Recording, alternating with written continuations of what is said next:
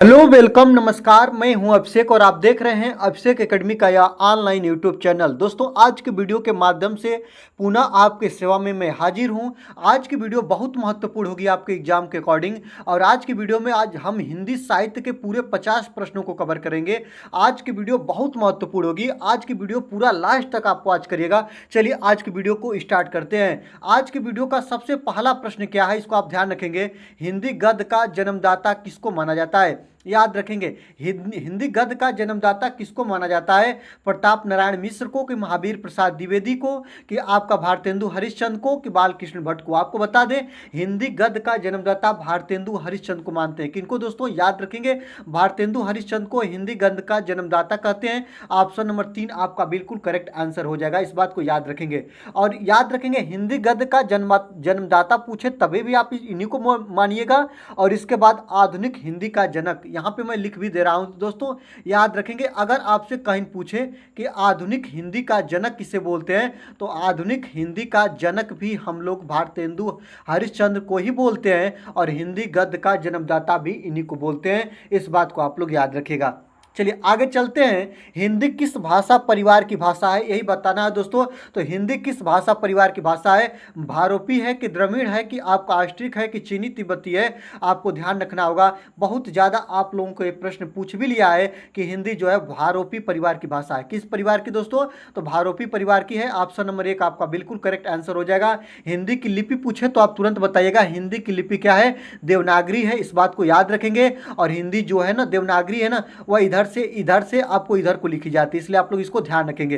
तो हिंदी किस भाषा परिवार की भाषा है? तो भारोपी परिवार की है। इसकी लिपि क्या है? देवनागरी है। और याद रखेंगे, भारतीय संविधान में, याद रखेंगे, भारतीय संविधान में 343 से लेकर 351 तक इसके उत्थान की बातें की गई है। इस अनुच्छेद में उत्थान की बातें की गई है। किसकी दोस्तों? हिंदी की। सबसे ज्यादा प्रश्न ये भी बनता है, हिंदी दिवस कब मनाते हैं? तो आप लोग तुरंत बताइएगा। हिंदी दिवस प्रत्येक वर्ष के कब दोस्तों? तो 14 सितंबर को। कब दोस्तों? याद रखेंगे, 14 सितंबर को काम मनाते हैं, हिंदी दिवस मनाते हैं। और आपसे मैं एक बात और बता दूं, विश्व हिंदी दिवस पूछता है कि विश्व हिंदी दिवस कब मनाते हैं? तो याद रखेंगे 10 जनवरी को। कब मनाते हैं दोस्तों? 10 जनवरी को विश्व हिंदी दिवस मनाते हैं। और केवल हिंदी दिवस पूछे तो आप तुरंत बताइएगा 14 सितंबर को। कब मनाते हैं दोस्तों? 14 सितंबर को मनाते हैं आपका हिंदी दिवस। अनुच्छेद 343 से लेकर 351 तक हिंदी उत्थान की बातें लिखी गई है। और हिंदी की जो लिपि है देवनागरी लिपि है। और हिंदी किस भाषा परिवार की भाषा है? तो भारोपी परिवार की भाषा। इस बात को आप लोग याद रखिएगा। चलिए आगे चलते हैं। भारत में हिंदी को आप किस वर्ग में रखेंगे? याद रखेंगे, जो भारत में भारतीय संविधान के अनुसार जो हिंदी है उसे आप लोग राज्य भाषा के अंतर्गत रखेंगे, कि राष्ट्र भाषा, कि आप लोग विभाषा, कि तकनीकी भाषा? आपको बता दें, जो भारतीय संविधान में हिंदी भाषा को क्या कौन सा दर्जा दिया गया है, तो आपको तुरंत पता होना चाहिए कि यह राष्ट्र भाषा का नहीं, किसका दोस्तों? तो राज्य भाषा का दर्जा दिया गया है। इस बात को आप लोग याद रखेंगे। किसका? राज्य भाषा का। ऑप्शन नंबर 1 आपका बिल्कुल करेक्ट आंसर हो जाएगा। आगे देखते हैं। हिंदी के सर्वप्रथम प्रकाशित पत्र का नाम बताना है। याद रखेंगे, यही चीजें आपके लिए बहुत महत्वपूर्ण होगा। तो याद रखेंगे, हिंदी के सर्वप्रथम प्रकाशित पत्र का जो नाम है वह उदंड मार्तंड है। क्या दोस्तों? उदंड मार्तंड। ऑप्शन नंबर 2 आपका बिल्कुल करेक्ट आंसर हो जाएगा। इस बात को आप लोग याद रखेंगे। आपसे मैं एक बात और यहीं से मुझे ध्यान में आ रहा है, मैं आपसे पूछूं कि हिंदी का पहला मौलिक उपन्यास क्या है? याद रखेंगे, जो हिंदी का सबसे पहला मौलिक उपन्यास पूछे कि हिंदी का सबसे पहला मौलिक उपन्यास क्या है, आप तुरंत बताइएगा परीक्षा गुरु है। क्या है दोस्तों? याद रखेंगे, पहला मौलिक उपन्यास क्या है? तो परीक्षा गुरु है। ये भी कई बार प्रश्न बना है, कई बार पूछता भी है, तो इसलिए आप इसको ध्यान रखिएगा। चलिए आगे देखते हैं। छायावाद के प्रवर्तक का नाम बताना है। याद रखेंगे, छायावाद के प्रवर्तक का नाम कौन है? याद रखेंगे, छायावाद के प्रवर्तक आपसे कहीं भी पूछे तो आप तुरंत बताइएगा कि छायावाद के प्रवर्तक है जयशंकर प्रसाद। कौन है दोस्तों? तो छायावाद के प्रवर्तक किनको बोलते हैं? जयशंकर प्रसाद को बोलते हैं। ऑप्शन नंबर 4 आपका बिल्कुल करेक्ट आंसर हो जाएगा। और याद रखेंगे, अगर जयशंकर प्रसाद की मैंने बात किया है दोस्तों, तो इनसे एक प्रश्न बहुत ज्यादा बनता है, अच्छा बनता है, कि इनका महाकाव्य है उसको बताएंगे। उस पूछता है कि जो इनका महाकाव्य है कामायनी। याद रखेंगे, इनका महाकाव्य है कामायनी।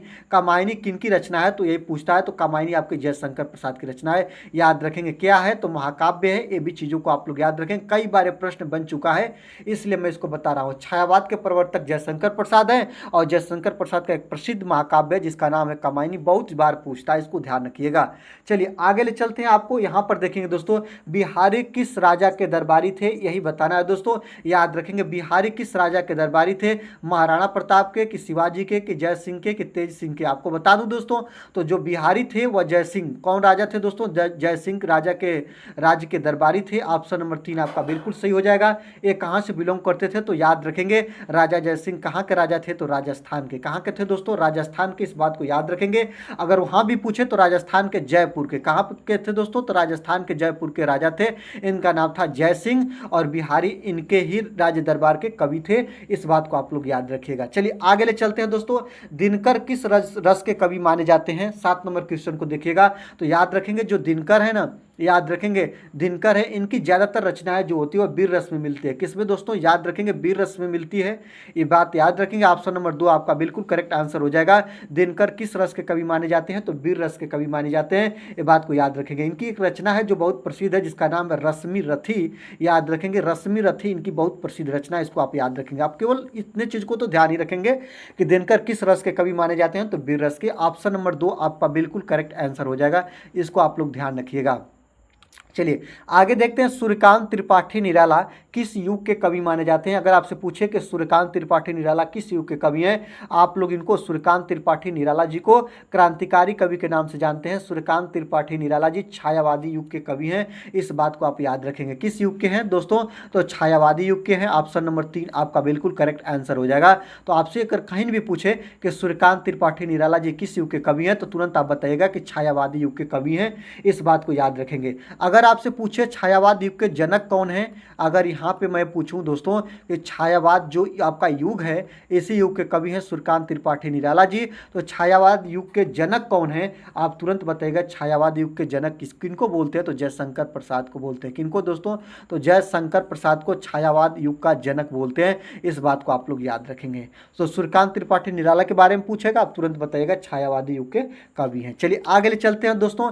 यामा के रचयिता कौन है, यामा पर ही इनको पुरस्कार मिला था, और एक याद रखेंगे यह कवित्री हैं, एक उन कवित्री का नाम क्या है दोस्तों, तो महादेवी वर्मा है। क्या दोस्तों, आधुनिक युग की मीरा के नाम से इनको जानते हैं और इनका नाम है दोस्तों महादेवी वर्मा। ऑप्शन नंबर 3 आपका सही हो जाएगा। यामा और रश्मि किनकी रचयिता है, रचना है, तो याद रखेंगे यह महादेवी वर्मा जी की है। आधुनिक युग की मीरा के नाम से इनको जानते हैं, याद रखेंगे। यहाँ पे आपको लिख कर भी बता रहा हूँ दोस्तों, बहुत महत्वपूर्ण है, जितने भी चीज़ें मैं बता रहा हूँ बहुत महत्वपूर्ण है। आधुनिक युग की मीरा के नाम से किनको हम जानते हैं, तो आधुनिक युग की मीरा जो है ना, याद रखेंगे महादेवी वर्मा जी हैं। कौन है दोस्तों, याद रखेंगे महादेवी वर्मा जी हैं, ये बातों को याद रखेंगे। और आपको मैं एक बात और बता दूं, आधुनिक हिंदी के जनक कौन हैं, बहुत ज़्यादा पूछता है, तो ये भी आप चीज़ें याद रखिएगा। आधुनिक हिंदी के जनक, आधुनिक हिंदी के जनक, बहुत महत्वपूर्ण आज की वीडियो होगी, पूरा लास्ट तक आप लोग देखिएगा। आधुनिक हिंदी के जनक कौन है, तो भारतेंदु हरिश्चंद्र है। कौन है दोस्तों, याद रखेंगे, तो आधुनिक हिंदी के जनक हैं भारतेंदु हरिश्चंद्र, इनको आप लोग ध्यान रखेंगे। और आधुनिक युग के मीरा के नाम से किनको जानते हैं, तो महादेवी वर्मा जी को जानते हैं। यामा किनकी रचयिता है, तो यामा महादेवी वर्मा जी की रचयिता, इस बात को याद रखेंगे। आगे देखते हैं कि भारत में सर्वाधिक बोले जाने वाली भाषा कौन सी है, तो याद रखेंगे, बिना टाइम बर्बाद किए हुए प्रश्नों को हम लोग कवर करेंगे। भारत में सर्वाधिक बोली जाने वाली जो भाषा है वह हिंदी है। ऑप्शन नंबर 1 आपका बिल्कुल सही हो जाएगा। पहले तमिल थी लेकिन यह दर्जा अब खत्म हो चुका है। ऑप्शन नंबर 1 आपका बिल्कुल करेक्ट आंसर हो जाएगा। आगे देखते हैं कि वीरगाथा काल के सर्वश्रेष्ठ कवि माने जाते हैं, तो याद रखेंगे वीरगाथा काल के सर्वश्रेष्ठ कवि किनको बोलेंगे, चंद बरदाई को, कि जगनिक को, कि दलपति विजय को, कि आपका विद्यापति को, तो आप किनको बोलेंगे दोस्तों, तो वीरगाथा काल के सर्वश्रेष्ठ कवि माने जाते हैं चंद बरदाई। कौन है दोस्तों, चंद बरदाई। और याद रखेंगे इनका संबंध पृथ्वीराज रासो से है, इनकी रचना बहुत ज़्यादा प्रचलित भी है। क्या नाम है दोस्तों, तो पृथ्वीराज रासो, इनकी संबंध किससे है दोस्तों, चंद्र बरदाई का संबंध है पृथ्वीराज रासो से। और वीरगाथा काल के सर्वश्रेष्ठ कवि चंद्र बरदाई को बोलते हैं, इस बात को याद रखेंगे। आगे देखते हैं हिंदी भाषा का जन्म हुआ था, तो हिंदी भाषा का जन्म अपभ्रंश से हुआ है, कि लौकिक संस्कृत से हुआ, कि पाली प्राकृत से हुआ है, कि वैदिक संस्कृति से हुआ है। आपको ध्यान देना होगा। तो हिंदी भाषा का जो जन्म है दोस्तों वह अपभ्रंश से हुआ है। ऑप्शन नंबर 1 आपका बिल्कुल करेक्ट आंसर हो जाएगा। आगे देखते हैं कबीरदास की भाषा क्या थी। आपको बता दूं दोस्तों, कबीरदास की भाषा जो थी वह पंचमेल खिचड़ी थी। पंचमेल खिचड़ी नहीं है तो ब्रज, कन्नौज, सदुकड़ी और खड़ी बोली में याद रखेंगे सदुकड़ी इनकी जो थी कबीरदास की जो भाषा थी वह बेस्ट थी। ऑप्शन नंबर 3 आपका बिल्कुल करेक्ट आंसर हो जाएगा। तो यही पूछेगा कि कबीरदास की भाषा कैसी थी, तो पंचमिल खिचड़ी या इसको सदुक्कड़ी बोलते हैं। ऑप्शन नंबर 3 आपका बिल्कुल करेक्ट आंसर हो जाएगा। इस बात को आप लोग याद रखेंगे। इनकी रचना के बारे में बहुत ज़्यादा पूछता है। कबीरदास की मुख्य रचना है साखी, शबद, रवैनी। क्या है दोस्तों, तो याद रखेंगे इनकी मुख्य रचना है साखी, शबद और आपकी एक और है दोस्तों, क्या है नाम, रमैनी। इसको आप तीनों को ध्यान रखिएगा। 14 नंबर की बात करेंगे, प्रथम सूफी प्रेमाख्यानक काव्य के रचयिता कौन है। तो याद रखेंगे प्रथम सूफी प्रेमाख्यानक काव्य के रचयिता आपके कौन है दोस्तों, तो याद रखेंगे मुल्ला दाऊद हैं। कौन है दोस्तों, याद रखेंगे। ऑप्शन नंबर 3 आपका सही हो जाएगा, मुल्ला दाऊद हैं। इस बात को याद रखेंगे। अगर आपसे पूछे कि जायसिक के रचयिता कौन है, तो याद रखेंगे जायसी किसके रचयिता है, इनका पूरा नाम है मलिक मुहम्मद जायसी। क्या दोस्तों, मलिक मुहम्मद जायसी। और ये किसके रचयिता है, पद्मावत। याद रखेंगे इनकी रचना है जो बहुत ज़्यादा पूछती है, पद्मावत या अखरावट। याद रखेंगे, या इनकी एक रचना है जिसका नाम है दोस्तों अखरावट भी, या कहीं कहीं पे पद्मावट भी पूछता है। तो याद रखेंगे मलिक मुहम्मद जायसी की रचना है। प्रथम सूफी प्रेमाख्यानक काव्य के रचयिता कौन है, तो मुल्ला दाऊद है। ऑप्शन नंबर 3 इसका करेक्ट आंसर हो जाएगा। आगे देखते हैं हिंदी के प्रथम गद्यकार कौन थे। अगर 15 नंबर की बात पूछे तो याद रखेंगे हिंदी के प्रथम गद्यकार के बारे में पूछे कि हिंदी के प्रथम गद्यकार कौन थे, तो आप तुरंत बताइएगा लल्लू लाल। कौन थे दोस्तों, लल्लू लाल। और इनकी एक रचना थी जिस रचना का नाम है प्रेम सागर। कौन है दोस्तों, याद रखेंगे इनकी जो प्रथम रचना थी उनका नाम है प्रेम सागर। इसको आप लोग याद रखेंगे। अगर हिंदी गद्य के प्रथम गद्यकार कौन है, तो प्रेम सागर हैं। और याद रखेंगे हिंदी गद्य के जनक कौन कहे जाते हैं, याद रखेंगे हिंदी गद्य के जनक के बारे में पूछे तो आप तुरंत बताइएगा भारतेंदु हरिश्चंद्र। हिंदी गद्य के जनक कौन है, तो आप बताइएगा भारतेंदु हरिश्चंद्र जी हैं। और आपसे पूछे कि हिंदी के प्रथम गद्यकार कौन है, तो लल्लू लाल हैं। और इनका प्रथम गद्य है प्रेम सागर। इसको आप लोग ध्यान रखते रहेंगे।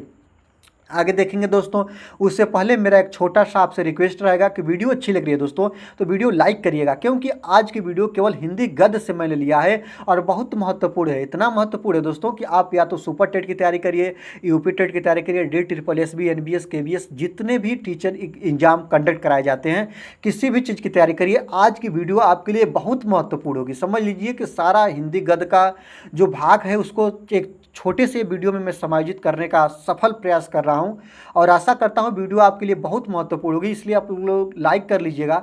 चैनल पर नए हैं तो चैनल को सब्सक्राइब करके बेल आइकन को प्रेस करेंगे। आगे देखते हैं कि वीरों का कैसा हो बसंत। याद रखेंगे वीरों का कैसा हो बसंत ये क्या है दोस्तों, तो एक कविता है। और इसके रचयिता कौन है, केदारनाथ सिंह है कि सुभद्रा कुमारी चौहान है कि आगे हैं कि आपका धर्मवीर भारती है। आपको बता दें वीरों का कैसा हो बसंत सुभद्रा कुमारी चौहान की एक रचना है। झांसी की रानी किसकी रचना है, तो याद रखेंगे झांसी की रानी भी इन्हीं की रचना है, सुभद्रा कुमारी चौहान की। और धर्मवीर भारती से ठेले पर हिमालय, सूरज का सातवां घोड़ा और ठंडा लोहा बहुत ज़्यादा पूछता है, इनकी धर्मवीर भारती की रचना है। इसको भी आप लोग ध्यान रखते रहेंगे। आगे देखते हैं निर्गुण भक्ति काव्य का प्रमुख कवि कौन है। अगर आपसे पूछे कि निर्गुण भक्ति काव्य के प्रथम कवि कौन है, आप क्या बताएंगे, सूरदास कि आपका तुलसीदास कि आपका कबीरदास कि आपका बिहारी। तो याद रखेंगे आपसे कभी भी पूछे तो निर्गुण भक्ति काव्य का प्रमुख कवि है दोस्तों वह कबीरदास हैं। ऑप्शन नंबर 3 आपका बिल्कुल सही हो जाएगा।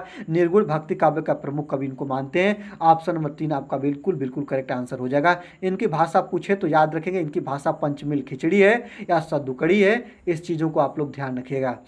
आगे देखते हैं द्विवेदी युग का नाम किसके नाम पर रखा है। याद रखेंगे सभी का नाम द्विवेदी ही रखा गया है, लेकिन याद रखेंगे द्विवेदी युग का नाम किस महाकवि के नाम पर रखा गया है या लेखक के नाम पर रखा गया है। तो याद रखेंगे महावीर प्रसाद द्विवेदी। किसके नाम पर दोस्तों, तो महावीर प्रसाद द्विवेदी के नाम पर रखा गया है। इस बात को याद रखेंगे द्विवेदी युग का नाम। ऑप्शन नंबर 1 आपका बिल्कुल करेक्ट आंसर हो जाएगा।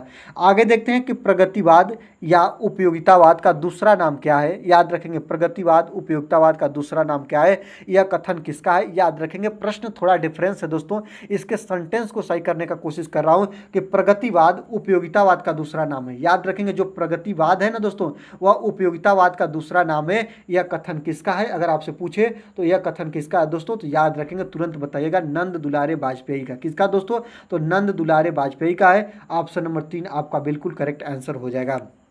आगे देखते हैं प्रेमचंद्र के अधूरे उपन्यास का नाम क्या है। याद रखेंगे प्रेमचंद्र का जो अधूरा उपन्यास है, याद रखेंगे प्रेमचंद्र का उपन्यास गबन भी है, रंगभूमि भी है, मंगलसूत्र भी है, सेवा सदन भी है। लेकिन याद रखेंगे प्रेमचंद्र के अधूरे उपन्यास का नाम है मंगलसूत्र। इनका यह जो उपन्यास है यह पूर्ण न हो सका। ऑप्शन नंबर 3 आपका बिल्कुल सही हो जाएगा। तो प्रेमचंद्र के अधूरे उपन्यास का नाम पूछे तो मंगलसूत्र के साथ आप लोग चले जाइएगा। आगे देखते हैं कि रामधारी सिंह दिनकर को भारतीय ज्ञानपीठ पुरस्कार प्राप्त हुआ किस रचना पे आपको बताना है। तो याद रखेंगे रामधारी सिंह दिनकर को उनकी एक प्रसिद्ध रचना थी जो आप लोग जानते भी होंगे, उस रचना का नाम है उर्वशी। उर्वशी पर उन्हें क्या मिला था, तो भारतीय ज्ञानपीठ पुरस्कार से सम्मानित किया गया था। इस बात को याद रखेंगे, किस पुरस्कार से, तो भारतीय ज्ञानपीठ पुरस्कार से सम्मानित किया गया था।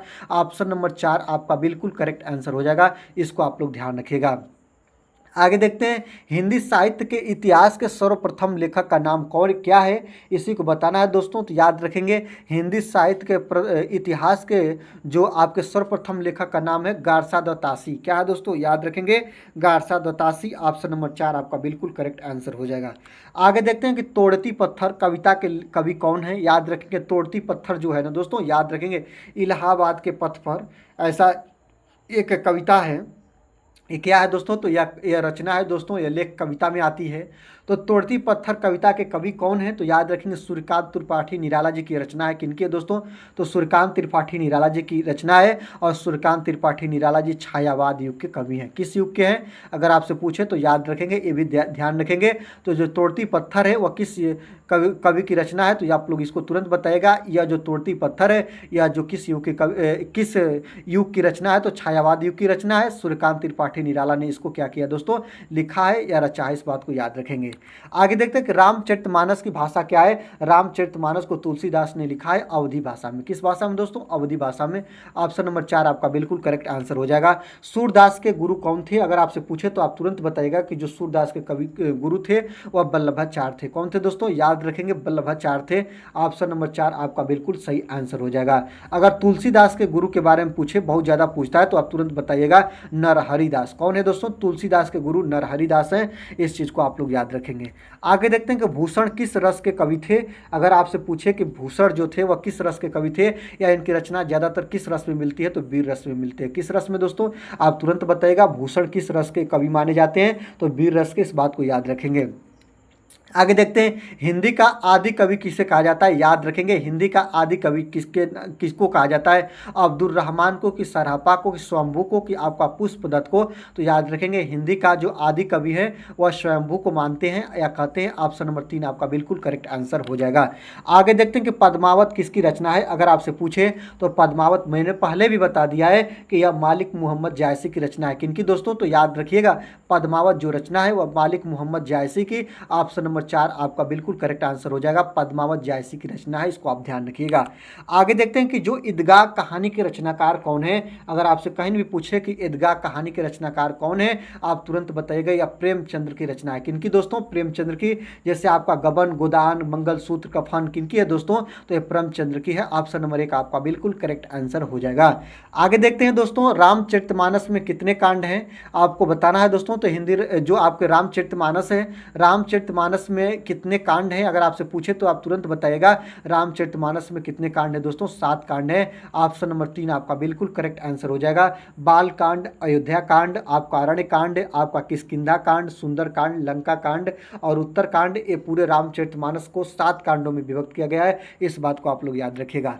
आगे देखते हैं दोस्तों 31 नंबर की बात करेंगे। 31 नंबर बात क्या कह रहा है दोस्तों, कि निम्नलिखित में से कौन सा एक व्यंग्य लेखक है। याद रखेंगे व्यंग्य लेखक कौन है दोस्तों, आपको बताना है। श्याम सुंदर दास है, कि आपका विद्या निवास मिश्र है, कि राहुल संकृत्यायन है, कि आपका हरिशंकर परसाई हैं। याद रखेंगे। आपको बता दूं दोस्तों, तो जो व्यंग्य लेखक के नाम से प्रसिद्ध है या मशहूर है, हरिशंकर परसाई को बोलते हैं। ऑप्शन नंबर 4 आपका बिल्कुल करेक्ट आंसर हो जाएगा।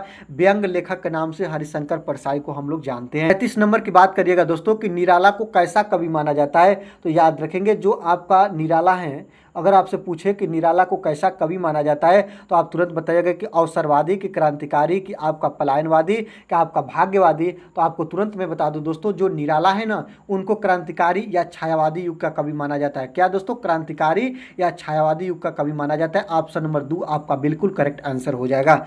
आगे देखते हैं कि कवि कालिदास की अभिज्ञान शाकुंतलम का हिंदी अनुवाद किसने किया था। आपको तुरंत बताना है दोस्तों कि जो कवि कालिदास की अभिज्ञान शाकुंतलम हिंदी का अनुवाद किसने किया था, तो राजा लक्ष्मण सिंह ने किया था। कौन किए थे दोस्तों? याद रखेंगे, राजा लक्ष्मण सिंह ने किया था। ऑप्शन नंबर 4 आपका बिल्कुल करेक्ट आंसर हो जाएगा।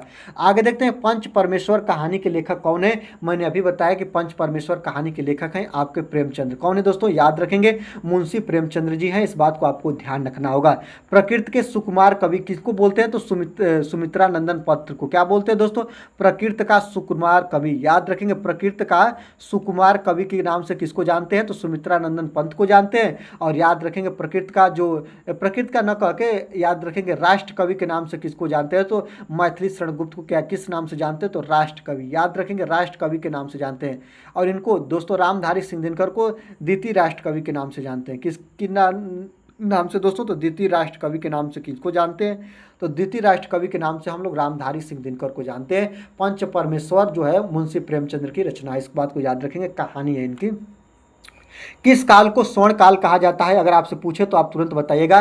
जो भक्ति काल है ना दोस्तों, भक्ति काल को स्वर्ण काल के नाम से जानते हैं। ऑप्शन नंबर 2 आपका बिल्कुल करेक्ट आंसर हो जाएगा।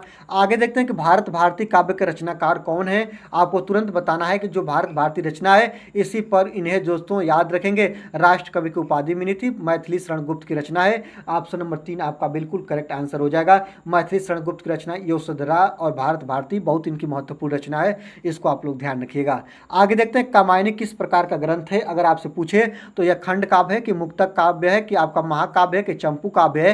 तो याद रखेंगे कामायनी जो है ना दोस्तों, वह महाकाव्य है। इस बात को आप लोग याद रखेंगे। जो आपकी कामायनी है ना, याद रखेंगे महाकाव्य है ये है, लेकिन यह जयशंकर प्रसाद की रचना है। किसकी रचना है? आप तुरंत बताएगा कि जयशंकर प्रसाद की रचना है। क्या दोस्तों? कामायनी। और यह महाकाव्य, इसको ध्यान रखिएगा। आगे देखते हैं कि गागर में सागर भरने का कार्य किस कवि ने किया है। अगर आपसे पूछे तो गागर में सागर भरने का कार्य जो बिहारी ने किया है, अपनी एक रचना से इन्होंने प्रसिद्ध हो गए थे। इस बात को याद रखेंगे। ऑप्शन नंबर 1 आपका बिल्कुल करेक्ट आंसर हो जाएगा। आगे देखते हैं दोस्तों, तोड़ती पत्थर कैसी कविता है। आपको मैंने बताया भी है, याद रखेंगे। तोड़ती पत्थर जो है सूर्यकांत त्रिपाठी निराला की रचना है और यह यथार्थवादी है। क्या दोस्तों? यथार्थवादी है। याद रखेंगे किनकी रचना है तोड़ती पत्थर? तो सूर्यकांत त्रिपाठी निराला जी की रचना है। सूर्यकांत त्रिपाठी निराला जी की रचना है और याद रखेंगे यथार्थवादी है। इसको आप लोग याद रखेंगे। विद्यापति की पदावली की भाषा क्या है? याद रखेंगे। जो विद्यापति है, याद रखेंगे विद्यापति की पदावली। याद रखेंगे विद्यापति की एक रचना है जिसका नाम है दोस्तों पदावली, और इसकी भाषा क्या है यही आपको बताना है। तो यह इनकी भाषा किस भाषा में इन्होंने रचना किया? तो मैथिली भाषा में। किस भाषा में दोस्तों? याद रखेंगे। ऑप्शन नंबर 1 आपका बिल्कुल से हो जाएगा, मैथिली भाषा में। आगे देखते हैं दोस्तों, याद रखेंगे को उग्र कहते हैं। याद रखेंगे किसको? उग्र कवि के या उग्र लेखक के नाम से जानते हैं। याद रखेंगे उग्र कवि के नाम से हम किसको जानते हैं? तो पांडे बेचन शर्मा को। याद रखेंगे पांडे बेचन शर्मा ऐसे लेखक हैं या ऐसे कवि हैं दोस्तों, उनको हम उग्र कवि के नाम से जानते हैं। कैसे दोस्तों? तो उग्र कवि के नाम से हम किनको जानते हैं? तो पांडे बेचन शर्मा को जानते हैं। ऑप्शन नंबर 2 आपका बिल्कुल करेक्ट आंसर हो जाएगा।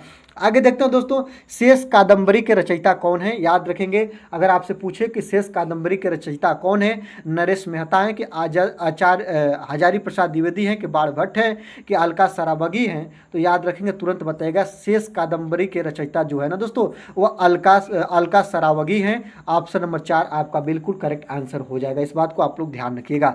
आगे देखते हैं 44 नंबर की बात करेंगे। राग दरबारी जो उपन्यास के रचयिता कौन है दोस्तों? याद रखेंगे राग दरबारी उपन्यास के रचयिता कौन है? तो श्रीलाल शुक्ल जी हैं। कौन है दोस्तों? याद रखेंगे तो श्रीलाल शुक्ल जी हैं। ऑप्शन नंबर 2 आपका बिल्कुल से हो जाएगा। राग दरबारी जो उपन्यास है इसके रचयिता श्रीलाल शुक्ल जी हैं। चलिए आगे देखते हैं, पूस की रात जो एक कहानी है और इसके रचनाकार कौन है। मैं आपको बार बार बता रहा हूँ, पूस की रात हो गई, आपका पंच परमेश्वर हो गया, ईदगाह हो गया, कफन हो गया, गोदान हो गया, या मुंशी प्रेमचंद्र की रचना है। किसकी है दोस्तों? याद रखेंगे तो पूस की रात मुंशी प्रेमचंद्र की रचना है। ऑप्शन नंबर 1 आपका बिल्कुल सही आंसर हो जाएगा। आगे देखते हैं, साखी के रचयिता कौन है। साखी शबद रमैनी या किसकी रचना है दोस्तों? तो यह कबीरदास की रचना है। किनकी दोस्तों? याद रखेंगे ऑप्शन नंबर 3 आपका सही हो जाएगा। साखी शबद रमैनी एक कबीरदास की रचना है। आगे देखते हैं, इनमें से कौन भक्ति काल का कवि नहीं है, आपको ही बताना है दोस्तों। 47 नंबर की बात करें, इनमें से कौन है दोस्तों जो भक्ति काल का कवि नहीं है। आपका नाभा दास भी हैं, आपके रसखान भी हैं, आपके नंद दास भी हैं, लेकिन याद रखेंगे अमीर खुसरो जो है ना दोस्तों भक्ति काल के कवि नहीं है। तो यही आपका सही हो जाएगा, इस बात को याद रखेंगे। जो अमीर खुसरो है ना, इन्हें संगीत का जनक कहते हैं, आपको लिख भी दे रहे हैं दोस्तों, याद रखेंगे। संगीत का जनक किसे कहते हैं, तो संगीत का जनक अमीर खुसरो जी को कहते हैं। किसको दोस्तों, तो अमीर खुसरो जी को संगीत का जनक कहते हैं। ऑप्शन नंबर 4 आपका बिल्कुल करेक्ट आंसर हो जाएगा। आगे देखेंगे, बिहारी ने क्या लिखा है। बिहारी ने पद लिखे हैं, कि आपके दोहे लिखे हैं, कि चौपाई लिखे हैं, कि आपके कवित लिखे हैं। आपको बता दो दोस्तों, बिहारी के क्या है दोस्तों, दोहे हैं। क्या है दोस्तों, दोहे हैं। इसको आप लोग याद रखेंगे। ऑप्शन नंबर 2 आपका बिल्कुल करेक्ट आंसर हो जाएगा। आगे देखते हैं कि निम्नलिखित में से कौन सा प्रबंध काव्य है, आपको यही बताना है दोस्तों। तो प्रबंध काव्य कौन है, रामचरितमानस है, कि आपका आंसू है, कि एक कंठ बिस्पाई है, कि बिहारी रत्नाकर है। तो निम्नलिखित में से कौन सा प्रबंध काव्य है, तो याद रखेंगे प्रबंध काव्य रामचरितमानस है, अवधि भाषा में लिखा गया है, तुलसीदास जी इसके रचनाकार हैं। ऑप्शन नंबर 1 आपका बिल्कुल करेक्ट आंसर हो जाएगा। आगे देखते हैं दोस्तों, पृथ्वीराज रासो किस काल की रचना है, याद रखते हैं दोस्तों। पृथ्वीराज रासो जो याद रखेंगे, इनको चंद बरदाई ने लिखा है। किसने लिखा है, सबसे पहले ये बात याद रखेंगे, बहुत बार पूछता है, प्रीवियस ईयर का प्रश्न भी है, कि याद रखेंगे चंद बरदाई की रचना है। और किस काल की रचना है, तो याद रखेंगे आदिकाल की रचना है। किस काल की दोस्तों, ऑप्शन नंबर 1 आपका बिल्कुल से हो जाएगा। यह जो रचना है वह आदिकाल की है, इस बात को आप लोग याद रखेंगे दोस्तों। पूरे 50 प्रश्नों को आपने कवर किया। आशा करते हैं 50 प्रश्न आपके एग्जाम के लिए काफ़ी महत्वपूर्ण होंगे। दीजिए आज के वीडियो के माध्यम से मुझे विदा।